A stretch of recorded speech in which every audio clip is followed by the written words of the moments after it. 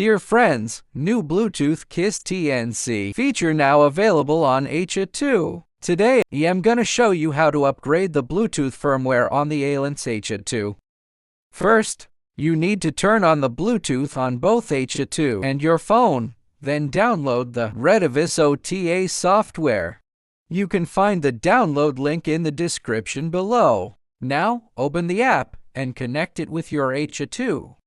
Once connected, tap the upgrade button. Just wait for 1 minute until the upgrade is complete. Now, after your HA2 is restarted, you can check the Bluetooth function again. Go to the menu, Radio Information. You can find the Bluetooth is already the latest version, and you can try the new features now. Now, let me show you how to use the KISS TNC feature via APRS Droid. First, turn on Bluetooth and set the Bluetooth call to KISS TNC.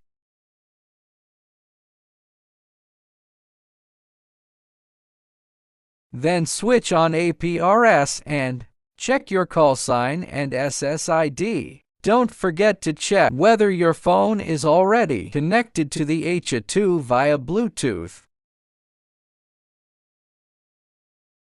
After opening the app, tap Preferences, enter your call sign, and set your SID to handheld radio.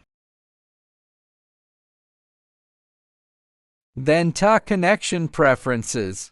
Set the connection protocol to TNC KISS, connection type to Bluetooth SBP, and select the device you want to connect. Finally, go back and make sure your voice frequency is set the same as your radio. Now all settings are complete. Let's start tracking. You can see that APRS Droid has received the latest information. Tap to view all the records.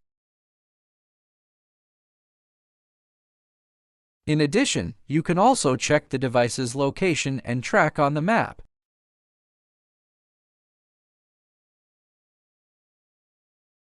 Did you get it? Let's give it a try together.